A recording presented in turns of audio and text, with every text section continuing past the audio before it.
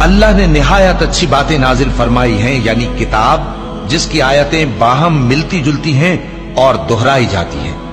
جو لوگ اپنے پروردگار سے ڈرتے ہیں ان کے بدن کے رونگٹے اسے سن کر کھڑے ہو جاتے ہیں، پھر ان کی کھالیں نرم ہو جاتی ہیں اور دل بھی نرم ہو کر اللہ کی یاد کی طرف متوجہ ہو جاتی ہیں۔ یہی اللہ کی ہدایت ہے، وہ اس سے جس کو چاہتا ہے ہدایت دیتا ہے، اور جس کو اللہ گمراہ رہنے دے اس کو کوئی ہدایت دینے والا نہیں۔